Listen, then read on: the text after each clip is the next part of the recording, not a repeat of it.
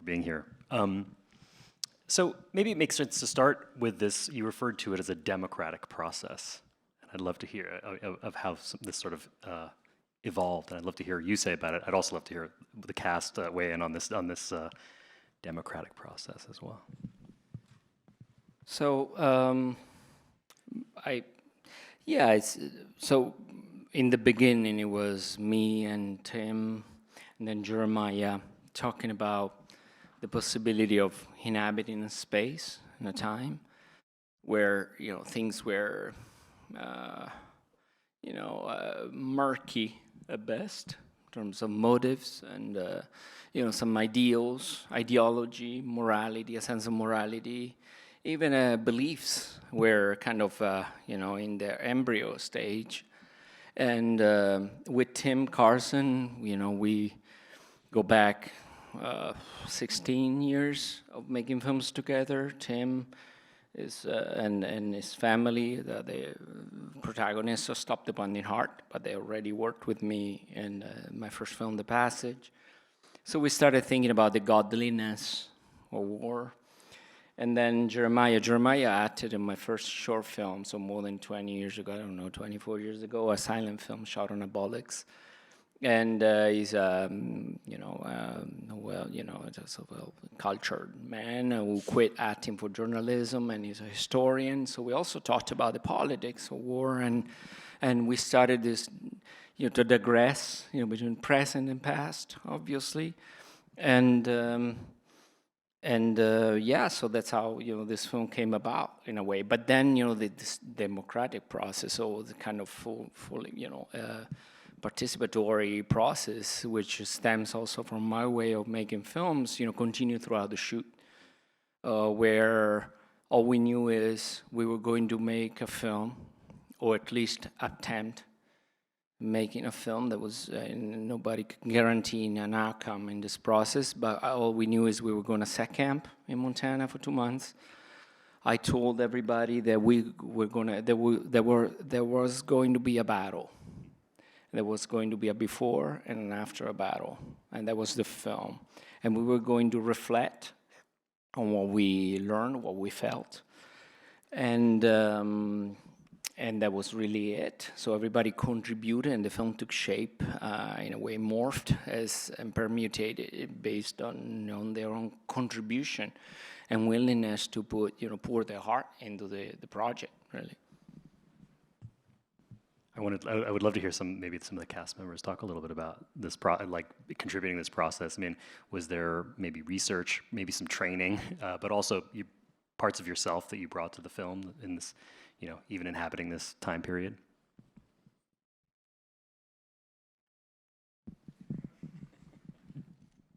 Well, having worked with Roberto, him shooting our entire family for Stop the Pounding Heart for 44 days, I learned not to fall asleep on my couch because the camera might be in my face.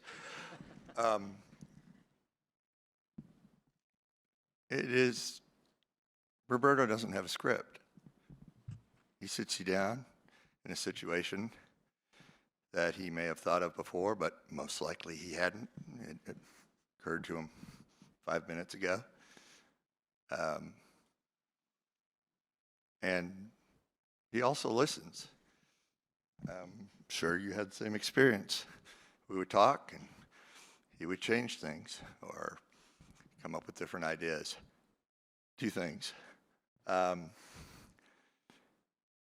We couldn't shoot in broad daylight because his cameras, well, I'm not that artsy. I don't know about the cameras, but it wouldn't come out the way he wanted. So we're sitting on the side of the hill all dressed up, nothing to do. And he comes up to me and he goes, I want you to go and bathe down in the stream. Now, I moved from Upper Michigan to Houston to never see another snowflake again. And I told him, I'll do it, but it damn well better make it into the film. But it struck me sitting here. A few of the members here have seen the film. This is the first time I've seen the film. 2.5 years since we made it, and I'm sitting there watching it, and I've read a lot of reviews. I mean, you got to do that. I'm a farmer. no acting at all in my background. So, you read the reviews and, all kinds of crazy things. The National Review ripped it the other day, and I'm like, you just don't know what was going on. But anyways, that's not the point. The point that hit me midway through the movie is a lot of people want to see a movie, and they want, analogy, a full-fledged pop song or a symphony. But what Roberto does is jazz.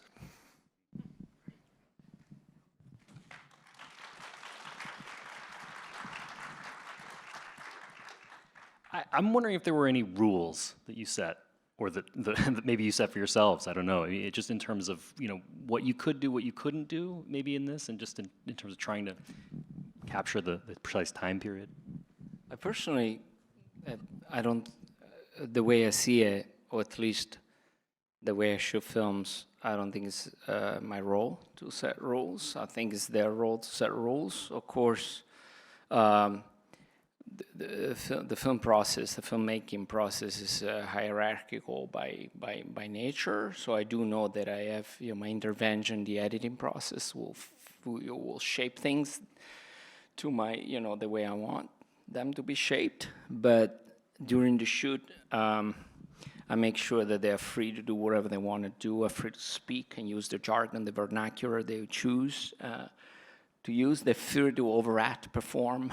I see all of that as necessary tools for them to access to some deeper truth that they could actually gift the film with.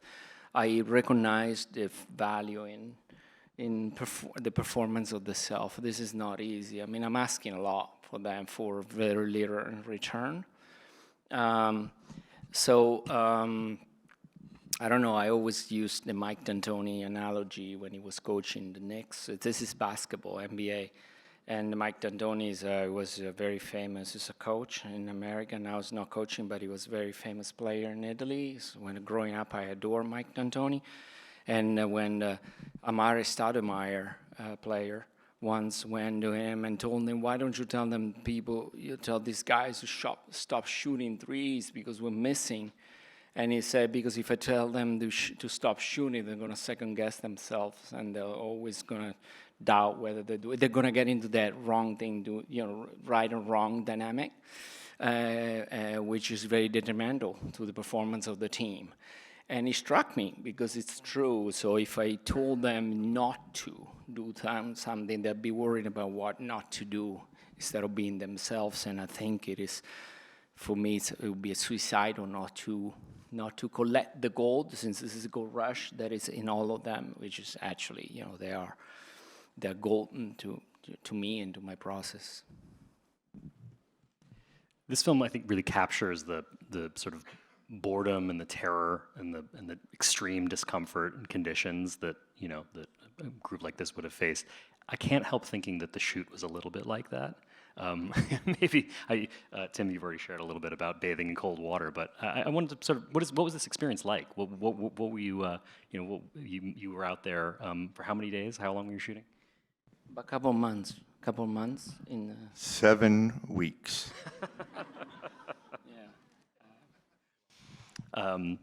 With a local spa nearby, probably, and a nice jacuzzi. We were too tired at the end of the day to use it. Yeah, they can talk about it, but we set a permanent camp and everybody would show up. We would be dropped off the area with 4x4 all-terrain vehicles, and they would deliver lunch to us, and then we would be picked up at night. And nobody knew what to do. I mean, they knew they had coffee, they had tack, they had dry bread, and they had themselves to hang out and get to know each other because they didn't really necessarily know each other. And and then I would just figure out what to shoot and call them. So tedium, they can answer that because their perspective is very important. But for me, tedium is also an important value dramaturgically.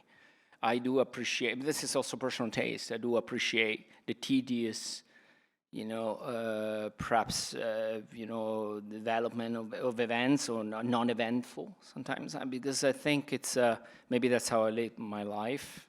sometimes sitting there, staring at the void, wondering whether I should do something in my life, and then thinking, like, maybe I'll think about it tomorrow. So I'm a procrastinator, lazy. And I do appreciate that sense of, for me, tedium is a reaction to things. Tedium is not something, it's not different. Sometimes it's funny in this generation, my generation of parents, we think that kids should be used to tedium, right? If kids are too much on the device, we should be used to be bored. But then adults, at least speaking for myself, I'm not used to be bored anymore. And I want, especially in a film experience, to bypass those moments of nothingness. But nothingness is never really nothing. So I do appreciate the tension that comes with tedium, with the weight. I do think that there's a lot of value to it, to having to deal with the weight. And spiritually, it's very valuable. Now, as far as, shooting a film, I don't know. I mean, they had to deal with a lot of that.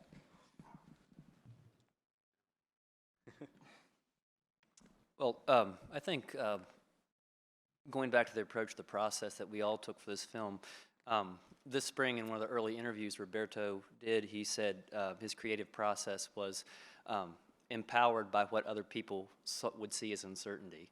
And I really think that that explains a lot about his creative process and ours as well, because when you're put into a space that in a traditional film production would look like either chaos and uncertainty, what that ends up giving you is kind of a complete creative freedom.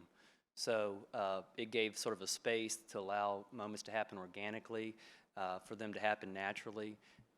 There was never a need to deliver a line, to deliver a moment.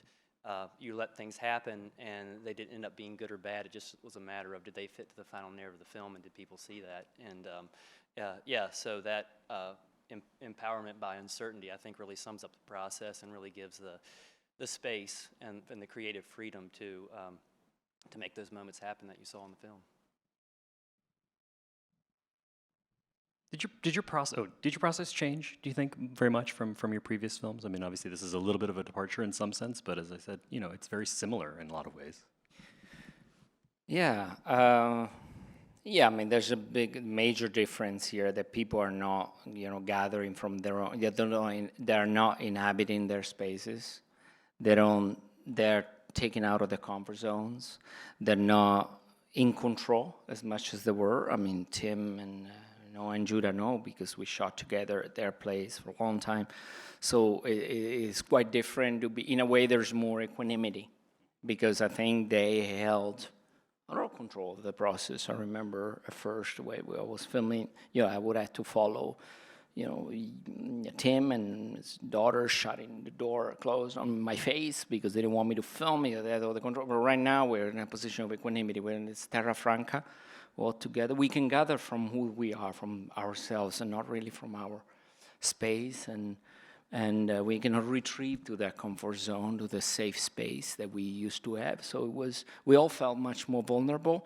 Now, how does that translate into in film terms? It translates into the fact that we had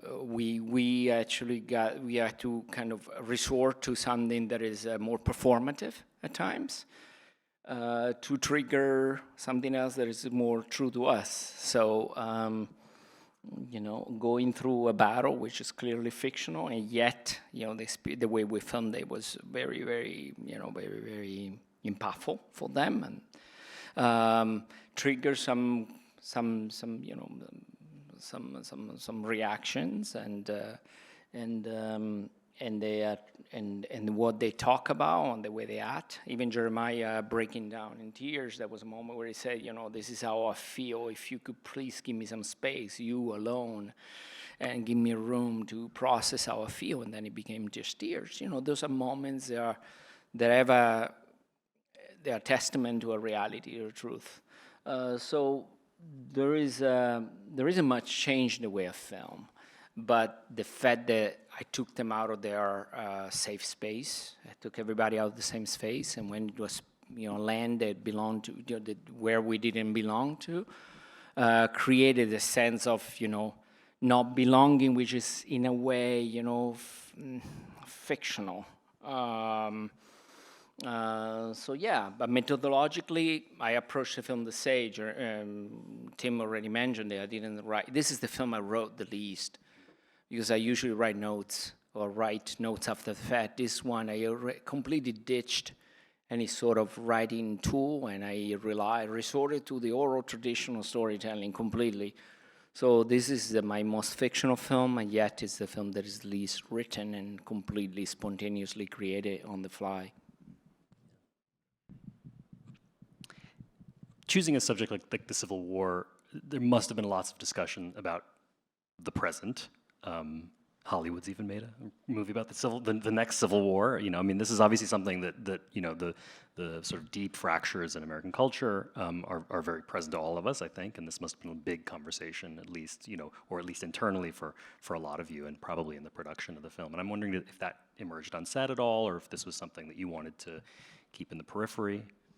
So we talked with a few of us talked about it a lot, and this is one. The genesis of the process, of the whole project, really is, to be found there, right? In a discussion about this kind of being a war, which is a permanent state in a way, at least since World War II. Before that, but I'm just saying, since World War II, it is just a permanent state, and it's been, kind of enhanced now, where we, statistically, we have the most conflicts around the world.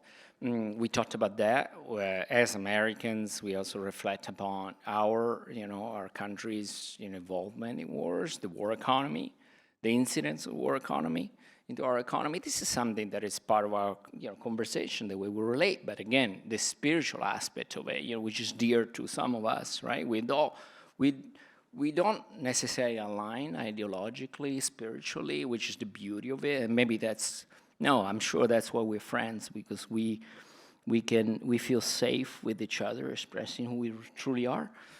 And yet, there are many things that are very important to us. And that was the beginning of the project. So understanding, okay, so we want to, inhabit a space where, again, America's interests were kind of getting a little, like I was saying in the beginning, a little murky, a little difficult to understand, to discern, right? Why did the Civil War start? Why are we now being deployed in Montana, where the gold rush started? And that's the truth, right? That's historical fact. That's factual truth. In 1862, the government started deploying volunteers in Montana to take possession of lands, right? What did they do in exchange? They gave them Native American lands, which they took possession 13 years later. So closing that parenthesis. So that was a conversation that was very, very, very alive, very vivid, very lively among us. Yet during the shoot, I welcomed everybody, and I never asked. Nobody was, forced to do some due diligence or research on the Civil War. They were just inhabiting a space, and they went through their own experience. I never really interfered with that. In a way, a soldier, not only in the Civil War, but a soldier himself doesn't, is not required to know exactly the cause and the reason why they're fighting. And that is actually something that I've experienced doing my, field research, years and years working with war veterans. And maybe take a question from the audience. We have a microphone that's going around, so if you don't mind. There's a hand right here. Hi, thank you so much for this film. Almost more than any other film in this festival, I felt like a character as an audience member in this film, and I found myself wondering, what if I was a soldier, and what are my answers to these questions that each person is asking each other? And I was wondering if that was part of the philosophy of this film and the way that you decided to shoot it. Yes, thank you. I do like to approach things from the ground up, meaning from the very basic questions. So I do appreciate those questions. I'm not afraid of asking myself, and we are not afraid of asking ourselves questions that could appear to be very banal. We don't want to bypass anything. So even what happened if I were a soldier, we could sound rhetorical, but it's actually, there's some value to it. So of course we talked about that. But also, I've been shooting, I made 5 films before, mainly in the American South. And I've dealt with the big topics. I met a lot of people. And a lot of these people, what I learned is to be a listener. Like people were saying, you will never really understand. I mean, that's true. If you don't inhabit if you don't live in a condition, you will never understand.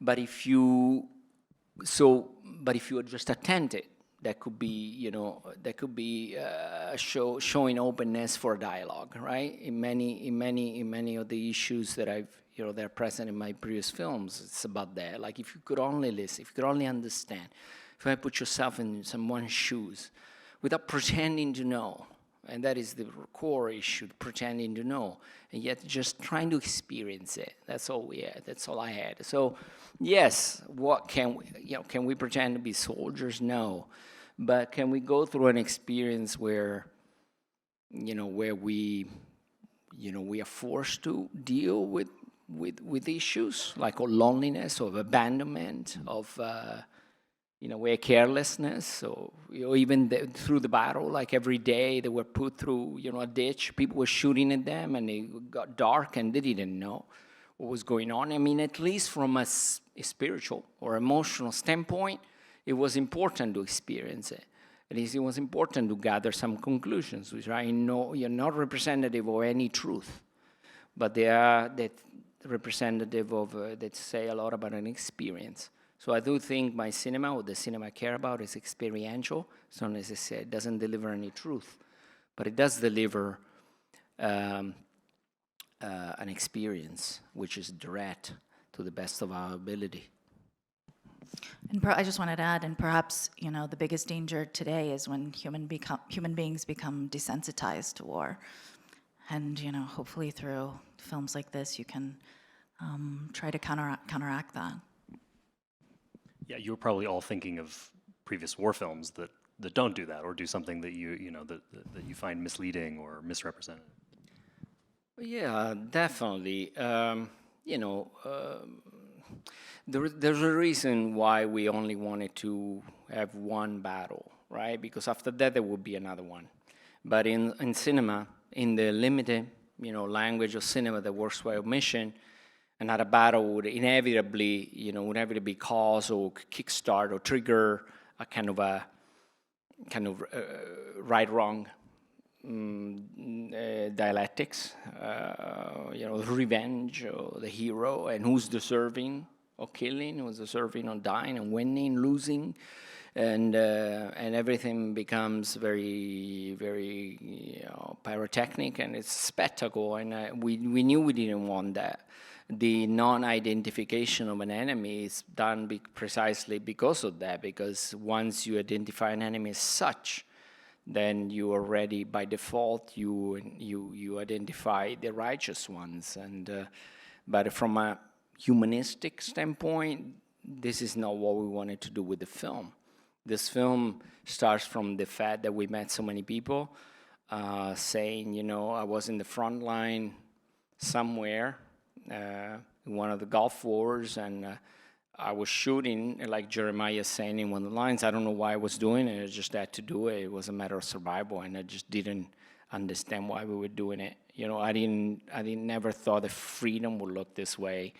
And yeah, so tying this into the previous question, is very bare to the bone, it's very simple, but sometimes bypassing this simple economics, it's hard. I think it's a false start, because I think you actually, being anti-war comes down to the bare minimum. That is, war is the most, some say, war is the most inhumane experience I could go through, and all these, ancillary experiences, war, oppression, right? Oppression and all that.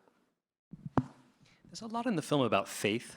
Of various different kinds, faith in, certainly religious faith, but also faith in institutions, or lack thereof, faith in government and military, faith in I think that the line about waiting to become a man, just have faith and you'll get something like that. You know, and I'm wondering how this kind of emerged. I'm sure this came out of conversations, and maybe some of your own faith and various different kinds. But it seems to me that there's a lot of indecision about what to have faith in amongst these people.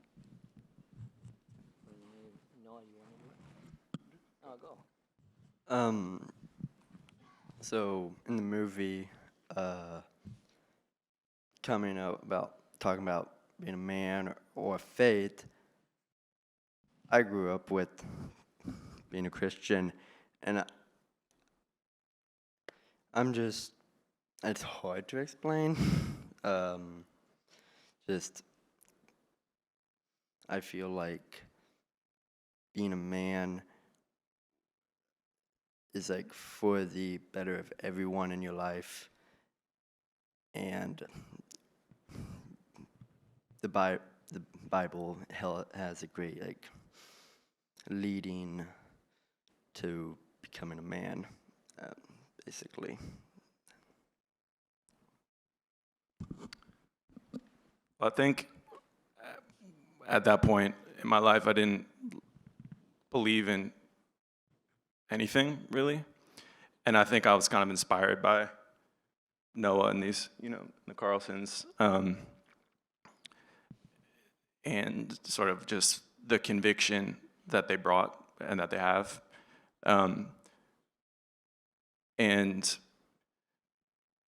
what I said about being a man, I went through a really hard time at a certain point in my life, and I think it was a Joan Didion quote that really inspired me or helped me through, and it was something I paraphrased essentially in the film. So shout out to Joan Didion, but it's something like, the moment you lose your innocence is the moment when you lose the illusion that you like yourself.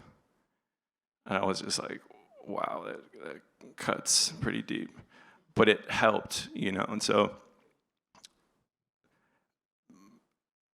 that was just, my,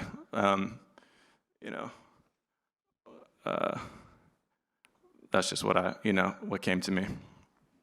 Yeah, I just want to add that, I have my own ideas on masculinity, representation of masculinity, hyper-masculinity, especially in the war film genre, not only. But at the same time, I let them, be free of expressing what they wanted to express. Where they, I have films where people express their, their opinion on masculinity in a very muscular way. So those films are about that. And they offer, they can start a reflection on that. In this case, this is how it went. And about faith, the same thing, this is how it went. And we present an excerpt of what it really happened, or the experience, because, for example, the discussion about God, which might feel straightforward and maybe unnecessary, and yet for them it stirred things up to the point that they asked to do it the day after one more time. And I think some friendships were broken that night because I saw people argue and take it personal about this kind of harshness of, the atheism versus, and the secular, non-secular diatribe that they were gotten into, and to the point that, and Tim is giggling because he knows he was in the middle of it, to the point that, so it was actually, despite the simplicity, how easy to understand it could be, right?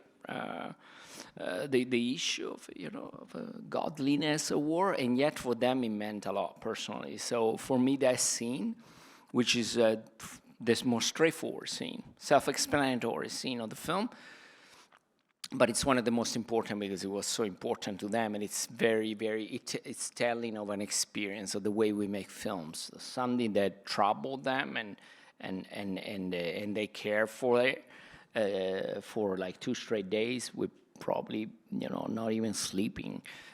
So yeah, that's something else that is important to me. It's just I need to give them room to be who they want to be, to say what they want to say, despite without really pushing, without really forcing, the conversation one way or another. Yes, please, Paolo. Very briefly, and I think what is very interesting is that this film in a way, proves that the telling of history is really a collective fact. And going back to the question of the person in the audience that felt very convoked by the film, and this collectiveness really creates a very strong political tension, which I think is key in the film and also in the relationship that we have with the film. And I think it's very empowering, because in a way, in a moment where history seems to be out of our control, the film does exactly that job, gives us back something that belongs to us. And even though we are sort of telling a film, which Roberto did for the first time, which dates back in the 19th century, there is something that has to do with the fact of telling history that deals with the darkness. And what the work that they did, individually and collectively, is really to go through that darkness, maybe with a candlelight, like in one of the scenes that Roberto depicted with Jeremiah. And I think that this is, it's very precious. And in a moment where we are sort of, because of the wars, everything seems to be kind of collapsing, there is a possibility. And the film does it. And in a way proves us that it's possible to do it also in other contexts. Yeah. Do we have time for one more? No, we don't. Please thank Roberto Minervini and the cast and producers of the band.